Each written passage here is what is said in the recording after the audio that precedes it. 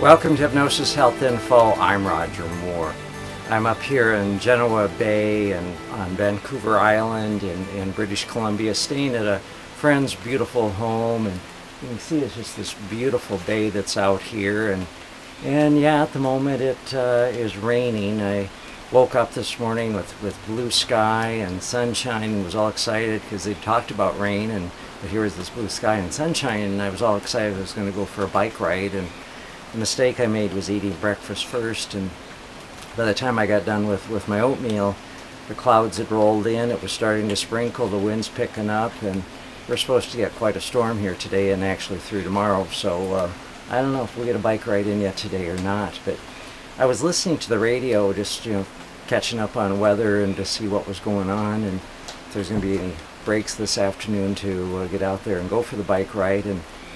And I heard a person that was talking about weight loss, and it was one of the reporters and one of the radio anchors and the DJs, and they were talking back and forth and bantering about weight loss and throwing out some tips for weight loss that were pretty crazy, and mostly they were laughing and talking about their need to lose weight, and it reminded me of a report that I read a few days ago in WebMD that was dated September 21st of 2011, and it's 10 tips for losing weight.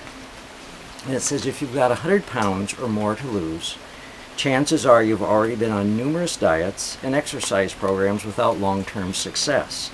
So the standard advice, eat less, exercise more, and don't give up, just isn't enough. And for those of us who used to weigh 100 pounds more than we do now, totally are aware of that and understand that we did that yo-yo thing, up, down, and if it was just that simple of eat less, exercise more, it really wouldn't be a big deal.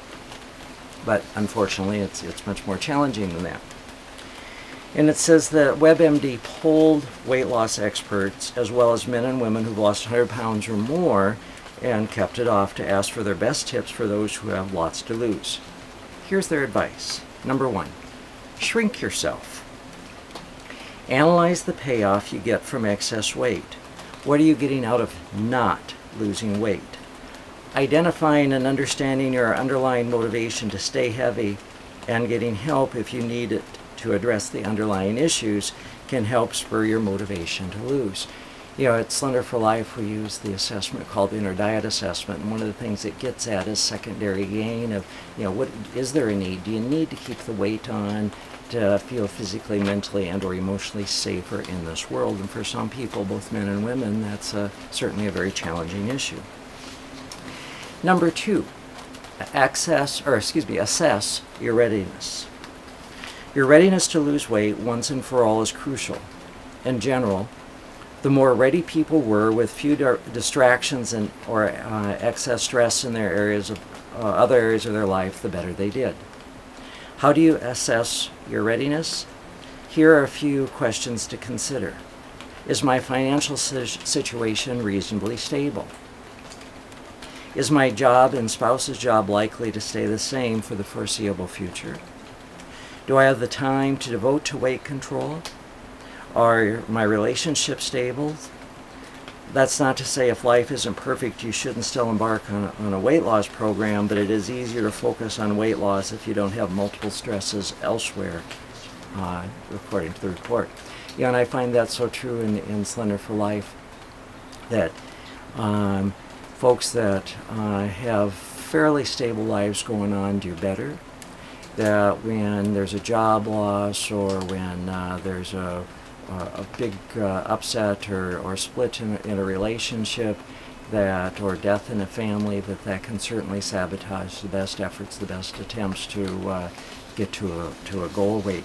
And the time issue is so critically important. Do you have the time for exercise? Do you have the time to plan ahead and figure out your meals, go to the grocery store, buy healthy foods, come home, prepare healthy meals? Do you have time to come spend an hour a week with me, or be on Skype or on the phone with me? Do you have the time to listen to CDs and do reading? It's a major time commitment, and it's a commitment you're making to yourself losing weight is a gift that you give to yourself, and you have to be willing to make that commitment. Number 3 is consider the options. A plan that works for some people won't work for others. Get multiple sources of advice. Whether you choose a supervised structured weight loss and exercise program, go it alone, or undergo gastric bypass surgery, the process will be a life change, experts say. Instead of thinking you go on a diet or that gastric bypass surgery will solve all your weight problems, understand that you're adapting a new lifelong plan for eating and exercise. And you've probably heard me say this before, that I've had many clients over the years who've had lap band surgery, gastric bypass surgery. They come into Slender for Life weighing more than they did prior to the surgery. They now have a lifelong eating disorder, but nothing changed mentally and emotionally. And it's amazing how much Haagen-Dazs somebody can eat that's had gastric bypass. Build in accountability. Being accountable for following your weight loss program, whatever it is crucial. Almost all organized weight loss programs include some sort of accountability. It could be attendance at a meeting, a weekly weigh-in, or structure program components. You can build in your own accountability, of course, or partner with a friend. Your structure can be similar to those by organized programs, or you can make them action-based. For instance, you might set a goal and schedule for exercise each week, such as I'll walk 3 times this week after work for at least 45 minutes. Also set a day midweek to evaluate how well you're sticking with your plans, adapt them if necessary, or play makeup. For instance, if by Wednesday you haven't walked any night, you know you need to walk the next 3 out of 4 nights. Seeking medical help, especially when you have many pounds to lose, is wise. It's always a good idea to consult with a doctor. A doctor may also recommend other experts such as personal trainer or nutritionist. You know, folks, I let go of my weight about 16 years ago, and pretty much every day I step on the scale and see where my weight is, because it's data, it's feedback, it's a way of self-accountability. And I know that if I'm up a pound or 2 or 3 pounds on Monday morning, that I'm still within my goal range, but I also need to pay attention to the rest of the week so I can get back down or even slightly below goal range by Friday. And that's kind of my cycle, is that I know I'm going to consume more calories Friday, Saturday, Sunday than I do Monday through Thursday. And Friday morning is my lowest point, Monday morning is usually my highest point. But we're talking a 3, once in a while a 4-pound change, but otherwise pretty much staying right the same. I don't have what I used to have, is that continual up, up, up. The other accountability that I have in my life is with exercise. I have a group of friends that I've worked out with for about 15 years now at the gym. We're in there at 5 a.m. and boy, if you miss a day, they're asking, where are you? And tomorrow's Monday, and I'll still be here on Vancouver Island. I won't get home till Monday night. And I know Tuesday morning when I walk in the gym, people are going to want to know, where was I, and was I sloughing off? This time I get to say yes. Number 5, adjust your expectations. It's frustrating but true. That extra 100 pounds didn't come on overnight, and it's going to come off slowly. The report recommends people cut back 500 calories a day. Losing just 1 to 2 pounds a week is best, so it could take a year or 2 to lose 100 pounds. Set short-term goals. Instead of focusing on the 100 pounds, think about it. For instance, as a plan to lose 20 pounds 5 times. Stay motivated to set realistic goals beyond a specific number of pounds. Think about getting to a certain weight, for instance, by a holiday, Thanksgiving, Halloween, whatever, when it's likely you'll be in a photo. Or think about an upcoming special event and decide you want to fit into a favorite currently snug dress or suit by then. Focus on short-term weight loss goals that will help you meet the long-term ones.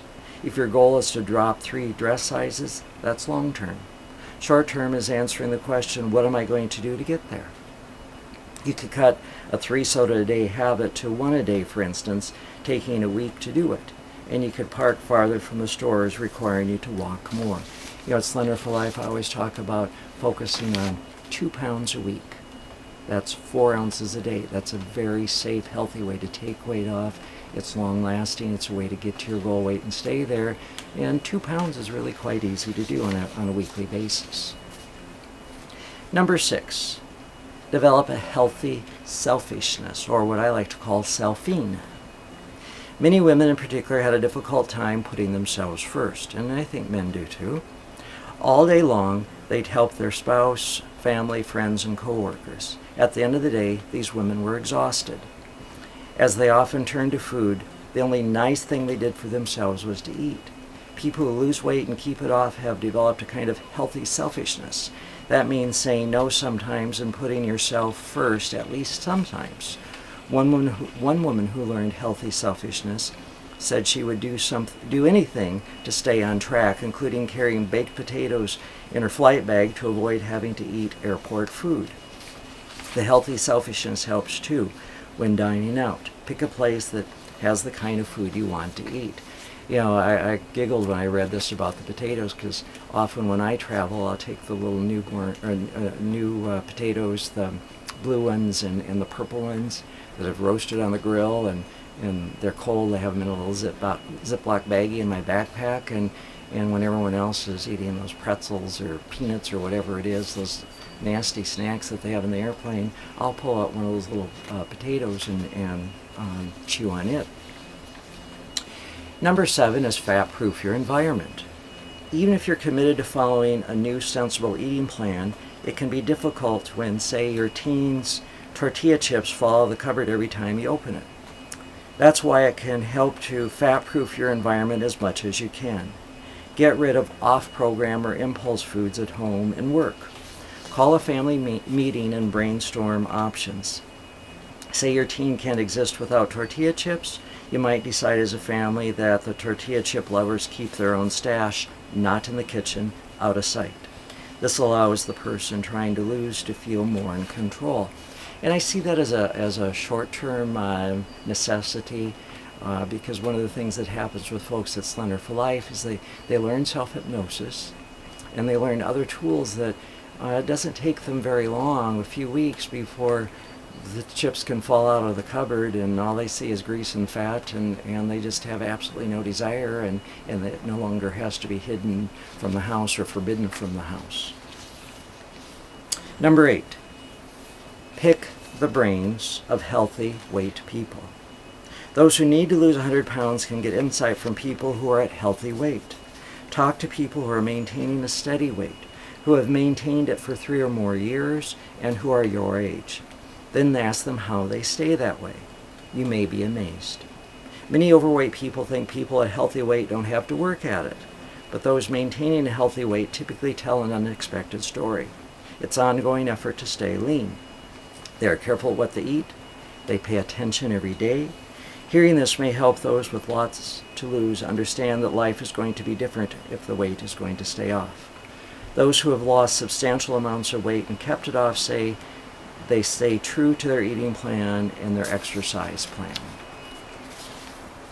And I know folks that I know who are slender or naturally slender, that are my age, absolutely work at it. They're in the gym, working out, they do cardio activities, they do weight training, they do firming, shaping, toning, they do stretching, and they are also making sure that they eat healthy, that they only eat enough food to meet their nutritional requirements. And number 9, find your secret weapons. Most people who have lost a substantial amount of weight and kept it off have a tool or strategy or several that help them stay on track and make this time the time that they don't quit or regain. Keeping a graphic record of weight loss helps people see the big picture and stay on track, especially when you're regaining weight. Looking at the downward trend on the weight loss graph helps people cope with minor weight fluctuations. Finding a way to stay focused is crucial. When faced with the temptation of overeating, ask yourself, do I want to eat this and undo my hard work?